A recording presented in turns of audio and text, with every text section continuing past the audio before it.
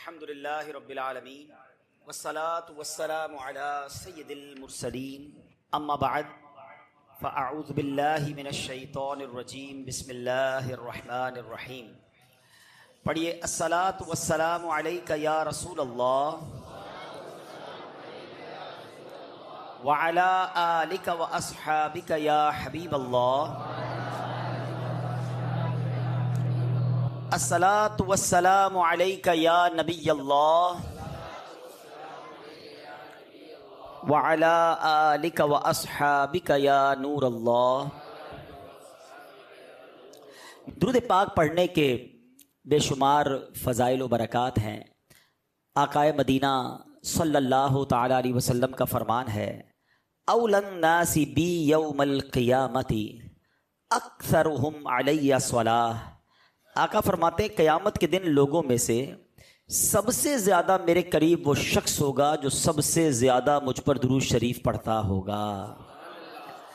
अल्लाह अकबर। अगर इस हदीस की चाशनी को, इस हदीस की अहमियत को आप महसूस करें ना कि क़यामत के दिन नबी पाक अलैहिस्सलातु वस्सलाम के करीब होने का मतलब क्या है, ये रिवॉर्ड कितना बड़ा है, ये इनाम कितना बड़ा है कि नबी पाक ही तो हैं जिन्होंने काम आना है, आका ही तो हैं जिन्होंने बख्शवाना है, नबी पाक ही तो हैं जिन्होंने शफाअत करनी है। और जो बंदा आका के करीब हो जाए फिर तो उसका बेड़ा पार हो जाना है ना। तो खुदारा दुरूद पाक पढ़ते रहा करें और ज़्यादा पढ़ा करें। मैं एक आपको तसव्वुर बताता हूँ, कभी कभी कोशिश किया करें कि तस्बीह हाथ में हो और आंखें बंद हों और ये तसव्वुर हो कि क़यामत का मंज़र है, अरबों खरबों लोग मैदान महशर में हैं और मैं जितने दुरूद पढ़ता जा रहा हूँ इतने कदम अपने आका के करीब होता जा रहा हूँ। जब आपका ये माइंड सेट बनेगा ना तो फिर आप दुरूद और पढ़ेंगे कि थोड़ा और करीब हो जाऊँ, थोड़ा और करीब हो जाऊँ। हर कदम मुझे नबी पाक के करीब कर रहा है महशर के दिन। तो फिर क्यों ना हम दुरूद पाक की कसरत करें। वो शायर कहते हैं ना कि यकीनन महशर के दिन बड़ी प्रॉब्लम्स डिफ़िकल्टीज़ हैं, मगर वो कहते हैं महशर है अगर महशर किस बात का हमको डर। महशर है अगर महशर किस बात का हमको डर, हम जिनके सना खां हैं वो भी तो वहाँ होंगे। तो जो आका के करीब हो जाएगा ना उसके काम आसान हो जाएंगे। दुरूद पाक पढ़ ले, सल्लु अलल हबीब सल्लल्लाहु तआला अला मुहम्मद सल्लल्लाहु अलैहि वसल्लम। इससे पहले कि हम सैयदी गौसे आज़म रदी अल्लाह तआला अन्हु का कुछ तज़किरा खैर सुने, उनकी सीरत के कुछ मदनी फूल सुने, मैं चाहूँगा कि कुछ औलिया किराम के बारे में कुरान और हदीस की रोशनी से हम जानें। और एक बड़ा कमाल का स्पिरिचुअल स्ट्रक्चर है, एक रूहानी, यूँ समझिए ज़बरदस्त सिस्टम है इस दुनिया में जो शायद बहुत सारों को नहीं पता। हमारे मुल्क का सिस्टम होता है कि वज़ीर आला होते हैं, सूबे के गवर्नर होते हैं, फिर वज़ीर आज़म होता है, फिर सदर होता है, फिर कुछ ममालिक का आपस में इत्तेहाद होता है तो कोई कॉन्टिनेंट के बेस पर या ज़रा बहुत बड़े खित्ते के बेस पर उसकी कोई ऑर्गेनाइजेशन बनती है। दुनिया का सिस्टम जो है वो चलाने के लिए बड़े जिसको कहे कि सिस्टम बनाए गए हैं, मगर इस पूरी कायनात का एक ज़बरदस्त रूहानी सिस्टम भी है, स्पिरिचुअल यूँ समझिए स्ट्रक्चर मौजूद है। वो क्या है वो आज मैं आपको पहले बताऊंगा, फिर इंशाल्लाह हम आगे बढ़ेंगे। लेकिन उससे पहले वली किसको कहते हैं, अल्लाह के औलिया की शान क्या है, उनका मर्तबा क्या है, पहले वो जानते हैं। अल्लाह करीम कुरान मजीद फुरकान हमीद में इरशाद फरमाता है 11वें पारे में सूरह यूनुस आयत नंबर 62 और 63। अल्लाह इरशाद फरमाता है बिस्मिल्लाहिर रहमानिर रहीम, अला इन्न औलिया अल्लाहि ला खौफुन अलैहिम वला हुम यहज़नून अल्लज़ीना आमनू व कानू यत्तकून। तर्जमा, सुन लो बेशक अल्लाह के वलियों पर ना कुछ खौफ है ना कुछ गम, वो जो ईमान लाए और परहेजगारी करते हैं। अल्लाह के वलियों पर कोई खौफ नहीं है, कोई गम नहीं होता। अच्छा, अल्लाह के वली वो होते कौन हैं, उनका मर्तबा कैसे होता है? सुभान अल्लाह। मुफ्ती नईमुद्दीन मुरादाबादी इस आयत की ही शरह में लिखते हैं, वली अल्लाह वो शख्स होता है जो फ़राइज़ से कुर्ब इलाही हासिल करे और इताअत इलाही में मशगूल रहे। अल्लाह अकबर। उसकी कैफियत जब देखे तो कुदरत इलाही को देखे, जब सुने तो अल्लाह की आयतें ही सुने, जब बोले तो रब की पाकी ही बयान करे। और एक और बात याद रखिएगा, औलिया जो होते हैं ना मुत्तकीन होते हैं। कोई फासिक फाजिर गुनाहगार अल्लाह का वली नहीं बनता। ये भी अल्लाह ने कुरान में फरमाया, इन औलियाहु इल्लल मुत्तकून। अल्लाह फरमाते औलिया तो परहेजगार ही हैं। नेक लोगों को ही विलायत मिलती है। याद रहे कि सबसे पहले जो शर्त है वली होने के लिए वो ईमान और परहेजगारी है। और याद रहे कि फासिक और फाजिर शख्स वली नहीं हो सकता। अच्छा, एक और बड़ी खूबसूरत बात कि बाज लोग मुत्तकी होकर वली बनते हैं और बाज हजरात वली होकर मुत्तकी बनते हैं। ये कैसे कि हजरत मरियम, हजरत जकरिया अलैहिस्सलाम की बारगाह में 4 साल की उम्र में पहुंचकर अभी तकवा इख्तियार नहीं किया था, मगर आप वलिया बन चुकी थीं। और हजरत आदम अलैहिस्सलाम पैदाइश से पहले मुत्तकी न बने थे मगर अल्लाह के खलीफा बन गए थे। तो पता चला कि कुछ मादरजाद वली होते हैं जिनको अल्लाह करीम पैदाइशी वलायत अता फरमा देता है, और कुछ तकवा इख्तियार करने के बाद वली बनते हैं। और ऐसे भी औलिया गुजरे कि जिनकी जिंदगी गुनाहों में गुजर रही थी, जिंदगी का पिछला दौर गुनाहों में था, तौबा की, अल्लाह से दोस्ती की, अल्लाह ने वलायत का मर्तबा अता फरमा दिया। तो औलिया किराम की मुख्तलिफ कैटेगरीज हैं। अच्छा, यहां पर अब कुरान सुन लिया, अब आप हदीस सुनो। और सुभान अल्लाह, हदीस में जो आपको सुना रहा हूं ये बुखारी शरीफ की हदीस है। अल्लाह के हबीब अलैहिस्सलाम फरमाते हैं कि अल्लाह अज़्ज़ा व जल इरशाद फरमाता है, वो हदीस जिसमें रब का फरमान नबी पाक सुनाए उसको हदीस कुदसी कहा जाता है। ठीक है, अल्लाह फरमाता है मेरा बंदा फराइज की अदायगी के जरिए जितना मेरा कुर्ब हासिल करता है उसकी मिसल किसी दूसरे अमल से हासिल नहीं करता, और मेरा बंदा नवाफिल की कसरत से मेरे करीब तर होता रहता है, यहां तक कि मैं उसको अपना महबूब बना लेता हूं। जब कोई अल्लाह का महबूब बनता है ना, सुनो आका क्या फरमाते हैं, जब मैं उसे महबूब बना लेता हूं ना तो मैं उसका कान बन जाता हूं जिसके जरिए वो सुनता है, मैं उसकी आंख बन जाता हूं जिसके जरिए वो देखता है, मैं उसका हाथ बन जाता हूं जिसके जरिए वो पकड़ता है, मैं उसका पांव बन जाता हूं जिससे वो चलता है। अगर वो मुझसे कुछ मांगे तो उसे जरूर देता हूं, वो मुझसे पनाह तलब करे मैं उसे पनाह देता हूं। अब जरा बताओ, लोग कहते हैं औलिया को इतना बड़ा मकाम कैसे हासिल हो जाता है, औलिया कराम ऐसे जबरदस्त कमालात और करामात कैसे दिखाते हैं। मैं तो बुखारी की हदीस सुना रहा हूं कि अल्लाह फरमाता है कि जिसको मैं अपना महबूब बना लूं फिर उसकी आंख, कान और हाथ बन जाता हूं। अब इसकी शरह में उलमा ने लिखा कि इसका मतलब यह है कि जो अल्लाह का महबूब होता है, वली अल्लाह होता है, वो अल्लाह के नूर से देखता है, अल्लाह की अता और उसके नूर से सुनता है, उसका अमल गोया रब का अमल बन जाता है क्योंकि अल्लाह की कुदरत उसके अमल में शामिल हो जाती है। जब हम औलिया किराम की जब करामात सुनते हैं तो अकल हैरान हो जाती है कि ये सब कैसे मुमकिन है। तो अल्हम्दुलिल्लाह ये हदीस पाक हमें इसमें बताती है। अच्छा, अब ये तो हो गई बात औलिया किराम की शान की। अब ये जो बातें करामतें हम सुनते हैं, गौस पाक की सुनते हैं, दीगर औलिया की सुनते हैं, कुछ लोगों को कंफ्यूजन होती है। आओ मैं आपको हदीस के जरिए ही पहले करामत सुना देता हूं ताकि ये अंदाजा हो जाए कि ये करामतें या औलिया किराम के कमालात जो है कोई नई बात नहीं है। मिरकातुल मफाती जो कि शरह है मिशकात की, उसमें जरा सुनिए हदीस कौन सी है। उमर फारूक रदी अल्लाह तआला का दौर था, आप अल्लाह के नबी तो नहीं है ना, साहबी है ना, सुनो साहबी की करामत। दरियाए नील में पानी नहीं भरता था, लबरेज नहीं होता था, तो आपने एक रुक्का लिखा। असल में वो होता क्या था कि वहाँ एक अजब सी रस्म थी, लोग हर साल एक लड़की को तैयार करते थे, अच्छे कपड़े पहनाते थे और उसको दरियाए नील में डुबो देते थे। वो कहते अगर हर साल एक लड़की की कुर्बानी ना दें तो पानी जारी नहीं होता। हजरत उमर के पास आए, कहा हुजूर इस साल तो आपका यहाँ पर ऑर्डर चलेगा, आपकी हुकूमत आ गई है, रस्म बड़ी पुरानी है, हुजूर पूरी करनी पड़ेगी। अल्लाह अकबर। हजरत उमर ने क्या किया, दरिया के नाम खत लिखा। अजीब बात है ना, दरिया गुफ्तगू तो नहीं करता, पानी खत तो नहीं पढ़ता, अल्लाह के वली की शान देखो, अल्लाह के नबी के सहाबी की शान देखो। हजरत उमर ने खत लिखा। अब वो रुका क्या लिखा, हजरत उमर फारूक लिखते हैं, ए दरिया अगर अपनी मर्जी से चलता है तो खुश्क हो जा, हमें कोई परवाह नहीं, और अगर अल्लाह की मर्जी से चलता है तो मैं अल्लाह ताला से दुआ करता हूं कि वो तुझे जारी फरमा दे। आपका रुका जो है उस दरिया में डाला गया, वो खत दरिया में डाला गया, वो दरिया जो है जबरदस्त तरीके से जारी हो गया। और वो दिन है, आज का दिन है, वो दरिया कभी सूखा ही नहीं है, आज भी जारी है। यहां हजरत उमर की शान तो पता चल रही है, मगर वो जो बात बाज औकात जहन में आती है कि करामत कैसे आ गई।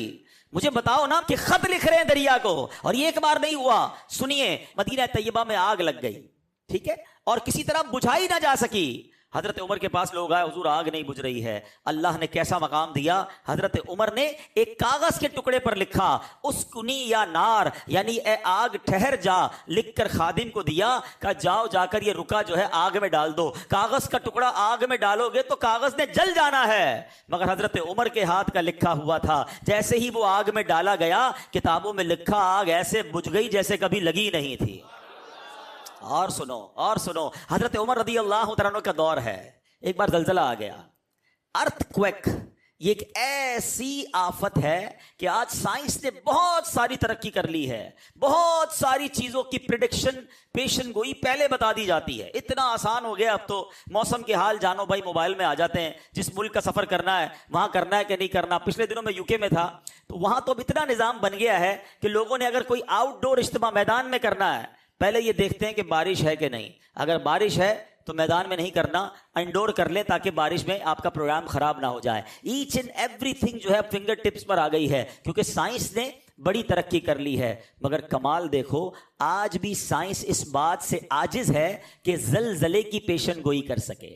जलजले के बारे में, अर्थक्वेक के बारे में साइंस पहले से नहीं बता सकती, कभी भी आ सकता है। जलजला आ जाए तो दुनिया की कोई ताकत उसे रोक नहीं सकती है, दुनिया बेबस हो जाती है। अब मदीना तैयबा में हजरत उमर का दौर है और जलजला आया, बड़ा खतरनाक। हजरत अमीरुल मोमिनीन ने क्या किया, आपने अपना दुर्रा, अपना कोड़ा उठाया और जमीन पर जोर से मारा और इरशाद फरमाया, ए जमीन ठहर जा। अल्लाह अकबर। और एक और रिवायत में कि ठहर जा, क्या उमर ने तुझ पर इंसाफ नहीं किया है? आपका यह कहना था कि जलजला रुक गया।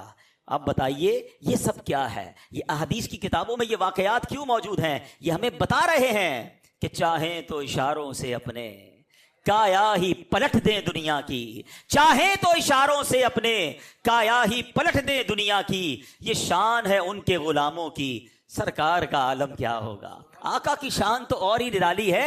अल्लाह करीम जिसे चाहे, अल्लाह जिसे अपना महबूब बना ले। हाँ, एक और बात समझ लें, विलायत जो है ना, इसका कोई कोर्स नहीं है तो कोई बंदा कहे यार मैं इतने रोजे रखूं, इतने नफल पढ़ूं, इतने दुरूद पढ़ूं, हैं, इतने जनाब हज कर लूं तो वली बन जाऊंगा। नहीं, हाँ आपका नाम वली हो सकता है, वली भाई बहुत सारे होते हैं हमारे यहाँ, लेकिन विलायत जो है ना, ये अल्लाह जिसे चाहे अता फरमाए, ये रब की अता है? हाँ, ये जरूर है कि नेकियां करने से अल्लाह का कुर्ब हासिल होता है, अल्लाह चाहे तो विलायत भी दे दे, लेकिन विलायत की खास रब की अता है। दुनिया का दस्तूर है, आप किसको दोस्त बनाते हैं?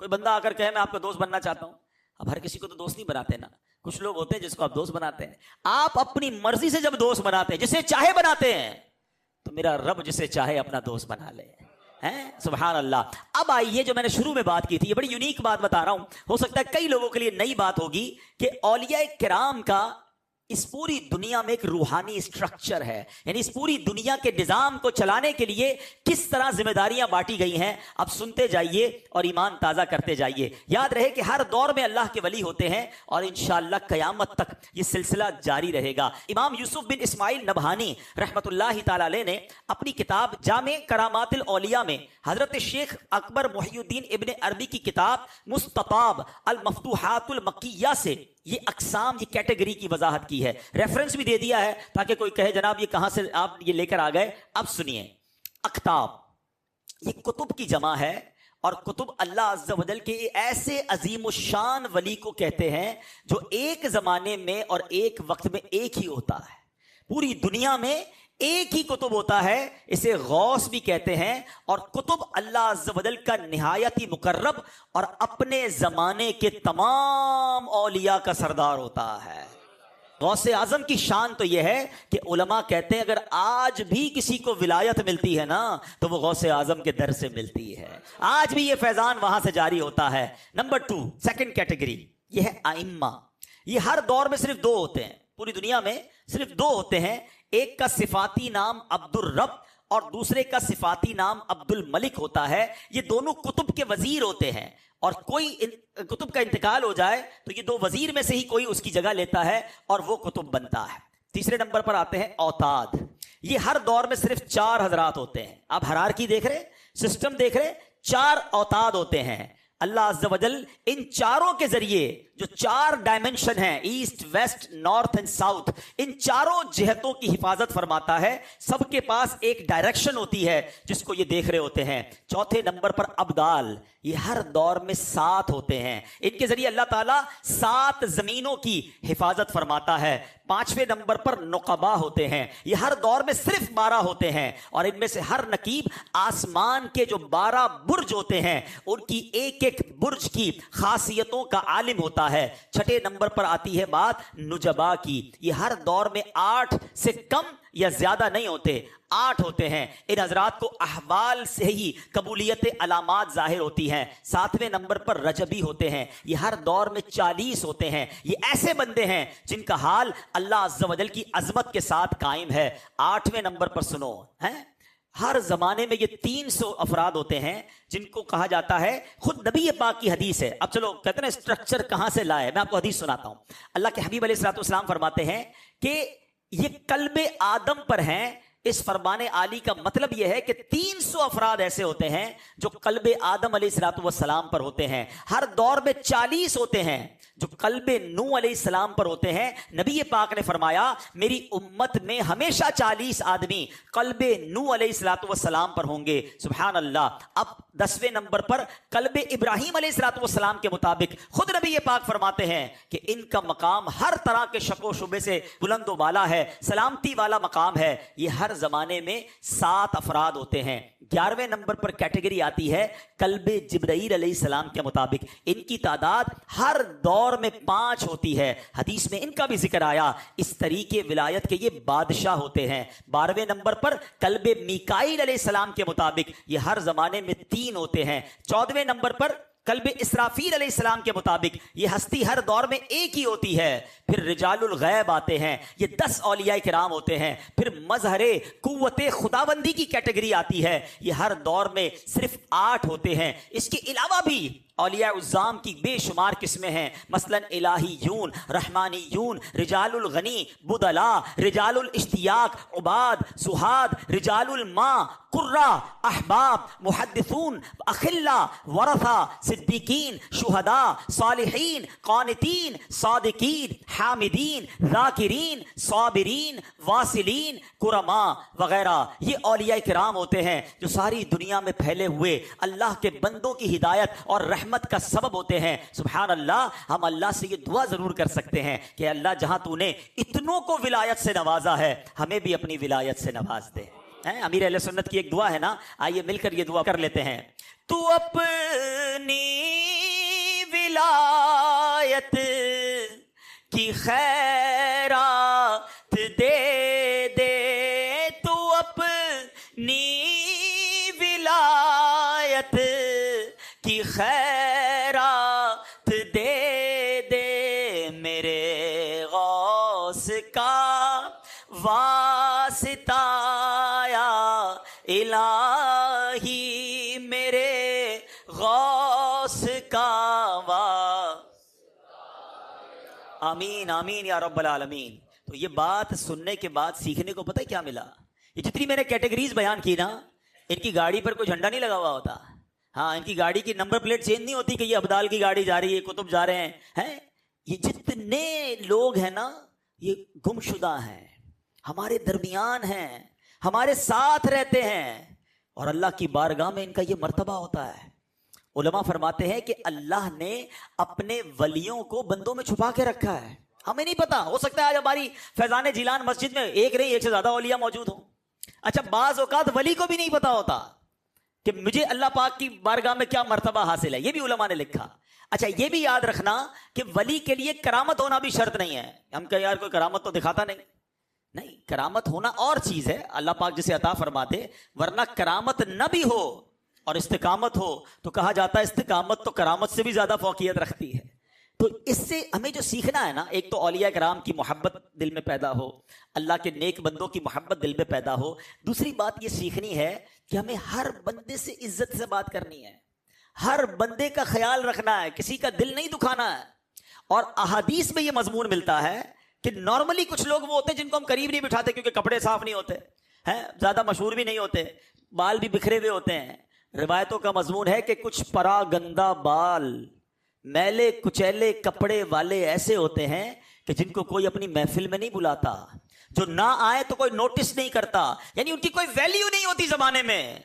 आका फरमाते हैं अल्लाह की बारगाह में वो मकाम होता है कि अगर वो कसम उठा ले तो रब वो कसम पूरी फरमा देता है, यानी वो उनकी जबान से जो निकल जाए वो पूरा हो जाएगा। तो किसी गरीब किसी भी शख्स को हकीर ना समझो। और अब तक मेरा छोटा सा जो मुताला, बहुत तालिब इल्म हूं मैं, और अगर किसी ने पढ़ा हो मुझे बताइएगा, अब तक मैंने जो पढ़ा है, थोड़ा सा ही पढ़ा है, मैंने 2 ही अमल पढ़े हैं या सुने हैं कि जिसके बारे में यह फरमाया गया कि यह काम करने वाला ऐसा है जैसा उसने अल्लाह से जंग की है या अल्लाह उससे ऐलान जंग करता है। ये 2 ही अमाल है, एक सूद का काम करने वाला, खाने वाला या सूद का काम करने वाला, दूसरा अल्लाह के वली से दुश्मनी करने वाला। इससे समझो बात को, अल्लाह सूद से भी महफूज रखे हमेशा, कितना ही पैसा बढ़ के क्यों ना आ जाए। आजकल नई नई स्कीमें आ रही हैं, अरे नहीं जनाब ये सूद नहीं है, ये इंटरेस्ट होता है, ये तो मार्कअप होता है, तो ये फला होता है। तो ओ भाई, शराब को दूध की बोतल में डालोगे तो वो दूध नहीं बन जाएगा, है नई पैकिंग के अंदर आपको सूद बेचा जा रहा है, आप लिए जा रहे हो।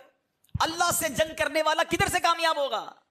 और दूसरी बात, अल्लाह के वली से दुश्मनी करने वाला, तो हमें तो नहीं पता वली कौन है, तो हल क्या है कि सबसे दोस्ती कर लो, सबसे प्यार से पेश आओ, सबको इज्जत दो। क्या पता ये अल्लाह का वली हो और मेरा बेड़ा गर्क हो जाए अगर मैं किसी अल्लाह के वली के साथ बदतमीजी कर लूं, इसका हाथ उठ जाए, इसका दिल टूट जाए, मैं तो गया ना।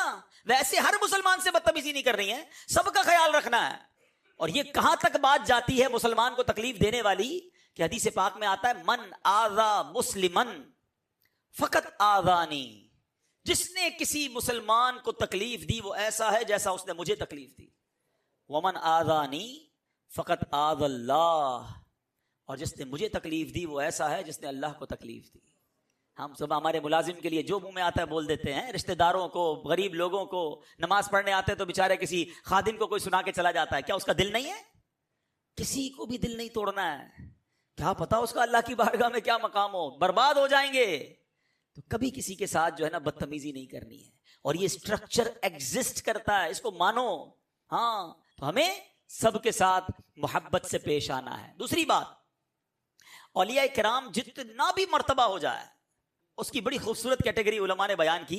हज़रत बायज़ीद बिस्तामी रहमतुल्लाह तआला अलैह फरमाते, क्या खूबसूरत जुमले, जरा सुनिएगा। कहते आम मोमिनों के मकाम की जो इंतहा है ना, हम जैसे जो आम लोग हैं उनकी जो मकाम की इंतहा है वो सालिहीन के मकाम की इब्तिदा है। जिधर एंड होती है ना हमारी, उधर सालिहीन की वहां से शुरू होती है। फरमाया सालिहीन के मकाम की जो इंतहा है ना वो शहीदों के मकाम की इब्तिदा है। फरमाया जो शहीदों के मकाम की इंतहा है वो सिद्दीकों के मकाम की इब्तिदा है। सिद्दीकों के मकाम की जो इंतहा है वो नबियों के मकाम की इब्तिदा है। फरमाया जो नबियों के मकाम की इंतहा है वो रसूलों के मकाम की इब्तिदा है। फरमाया जो रसूलों के मकाम की इंतहा है वो उलुल अज़म रसूल जो चंद हैं, अल्लाह की बारगाह में बड़ा मकाम है, उनके मकाम की इब्तिदा है। और कहा जहां उलुल अज़म रसूलों के मकाम की इंतहा है वहां नबी मुकर्रम जनाब रसूलुल्लाह सल्लल्लाहु तआला अलैहि वसल्लम के मकाम की इब्तिदा है। और सुनो, हबीब खुदा के मकाम की इंतहा कोई जानता ही नहीं है, अल्लाह के सिवा कोई नहीं जानता कि रब ने अपने हबीब को कितना और कैसा मकाम अता फरमाया। जब तो बरेली के ताजदार लिखते हैं ना, वो खुदा ने है मर्तबा तुझको दिया, न किसी को मिले न किसी को मिला कि कलामे मजीद ने खाई शहा, तेरे शहरो कलामो बका की कसम। एक और बात सीखने वाली है, कोई गौस बन जाए, कुतुब बन जाए, अबदाल बन जाए, वलियों का सरदार बन जाए, मगर वो किसी सहाबी के मर्तबे पर नहीं पहुंच सकता है। हाँ, सारे औलिया जो है ना वो कैटेगरी में सहाबा उनसे आला है।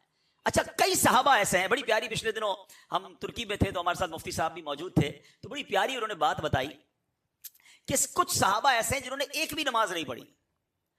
क्यों? एक भी रोजा नहीं रखा, कोई सदका नहीं किया।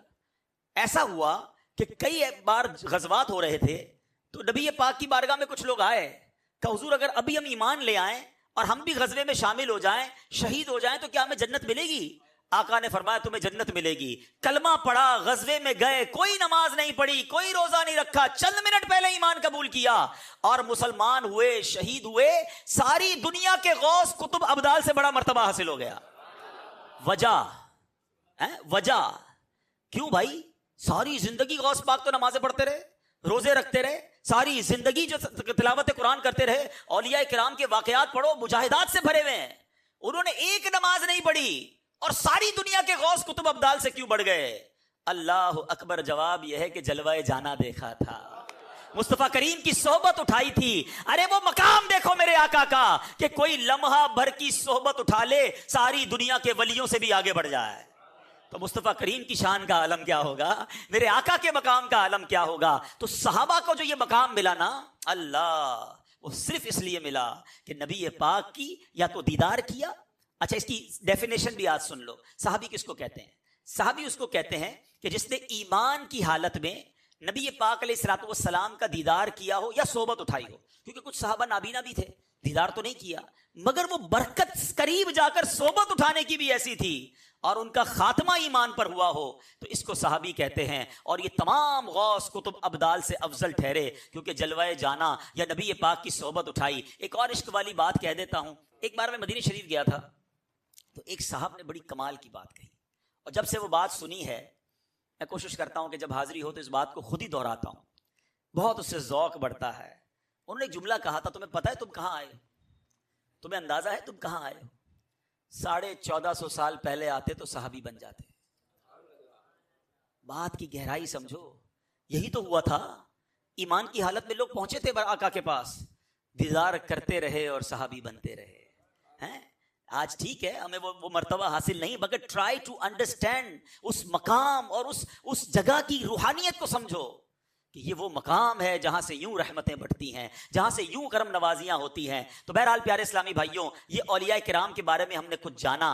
अब आते हैं उस अजीम हस्ती की बात करते हैं कि जिसका जब भी जिक्र करें सर अदब से झुक जाता है। गौसे आजम रदी अल्लाह तआला अन्हु के बारे में एक बात मैं आपको बताऊं कि उनके बारे में एक जो है ना कॉन्सेप्ट बच्चों में भी यही है कि गौसे आजम जो है वो बहुत सारी करामतें उनकी हैं। ठीक है, उनकी जितनी करामतें किताबों में लिखी हैं किसी वली की नहीं लिखी, मगर हमने गौसे आजम शेख अब्दुल कादिर जिलानी को सिर्फ करामतों वाला बुजुर्ग समझा है और उनको यही जाना है।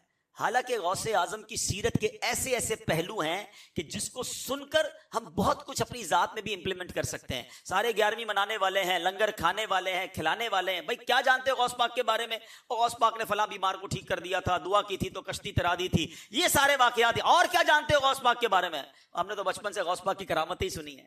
आज मैं करामत पर, हालांकि मैंने स्टार्ट में आपको कुरान और हदीस से साबित कर दिया कि करामत का सबूत है, मगर आज मैं आपको करामतें सुनाने नहीं आया।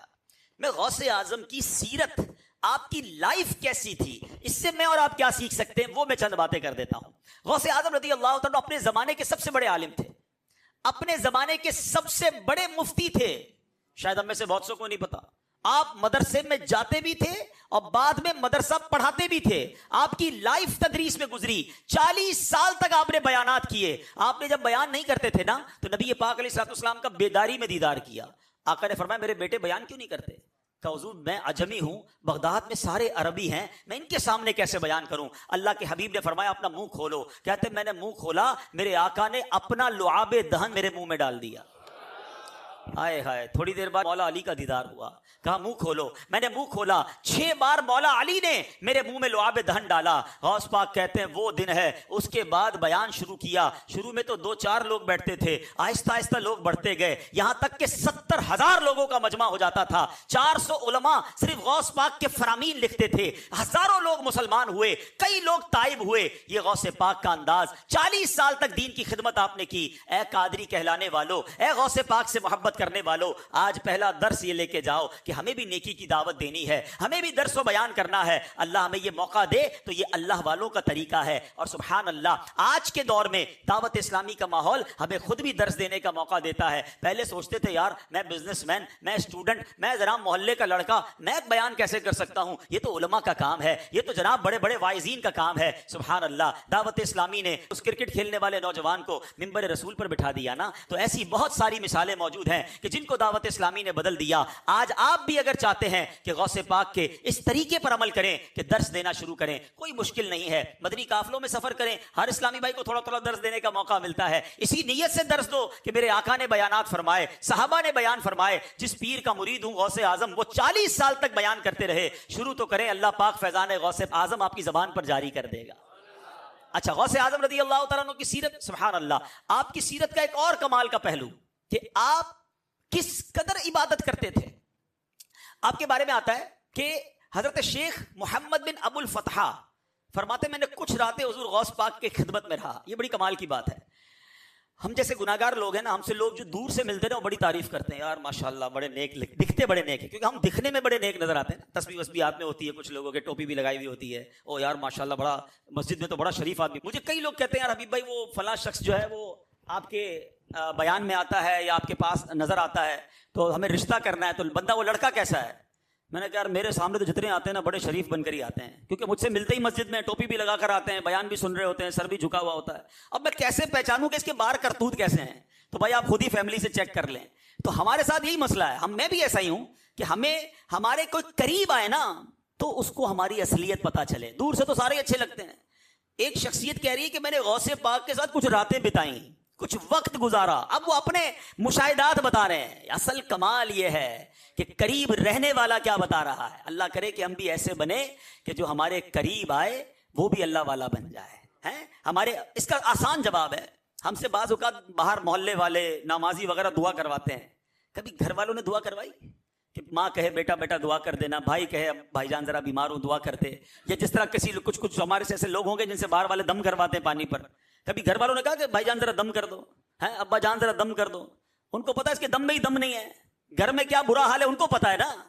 तो मजा यह है कि हमारी खलवतें भी पाक हों, हैं हमारे करीब रहने वालों को भी लगे कि वाकई अल्लाह वाला है। बाहर वाले कहें और अंदर बुरा हाल है, फिर तो ये बेकार मुनाफिकत हो गई ना कि जाहिर में कुछ है बातिन में कुछ है। देखो गौसे पाक के साथ जिसने चंद रातें गुजारी, वो क्या कहते हैं, कहते मैं कई दिन आपकी खिदमत में रहा, रातों में मैंने आपका मामूल ये देखा कि तिहाई रात तक 1/3 गौस पाक नफल पढ़ते थे, फिर जिक्र असगार में मशगूल हो जाते थे, फिर कुछ औराइद व वज़ाइफ पढ़ते थे। मैंने अपनी आंखों से देखा कभी आपका जिस्म कमजोर हो जाता, कभी सेहतमंद हो जाता, कभी मेरी निगाहों से गायब हो जाते, कभी फिर थोड़ी देर बाद आ जाते, कुरान करीम पढ़ते, यहां तक कि रात का दूसरा हिस्सा भी गुजर जाता, फिर तवील सजदे करते, अपने चेहरे को जमीन पर रखते, तहज्जुद अता फरमाते और मुराकबे में रहते, यहां तक कि फजर तो हो जाती, निहायत इज्जो नियाज से खुशू व खुजू से दुआ मांगते। उस वक्त आपको ऐसा नूर ढांप लेता कि आप नजरों से गायब हो जाते। कहते यहां तक के नमाजे फजर के लिए दरे दौलत से बाहर निकलते, सारी रात इबादत। अल्लाह अकबर। अब मेरे प्यारे इस्लामी भाइयों, गौसे पाक के बारे में आता है कि 40 साल तक इशा के वजू से फजर की नमाज अदा फरमाई। 15 साल तक मेरे गौस ने, शेख अब्दुल कादिर जिलानी ने, हर रोज कुरान पाक खत्म फरमाया। ए कादरियों, मिलाद मनाने वालों, 11वीं मनाने वालों, मेरे गौस इशा के वजू से फजर की नमाज पढ़े, और कादरी कहलाने वाला ना इशा पढ़े ना फजर पढ़े। सच बताओ ना, ये कैसी गौस पाक की गुलामी है, हैं?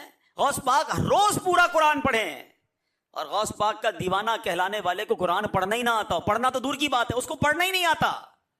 पूछो ये कैसी औलिया की मोहब्बत है, ये मकाम और मर्तबा देखो उनका। मैं आज इसीलिए गौसे पाक की इबादत, आपके मुजाहिदात, आपकी अल्लाह की बारगाह में गिरिया वजारी, ये इसलिए बयान करने आया हूं कि मोहब्बत हम सबको है गौसे आजम से, मगर उनके फुट स्टेप पर, उनके नक्शे कदम पर कौन चलने के लिए तैयार है?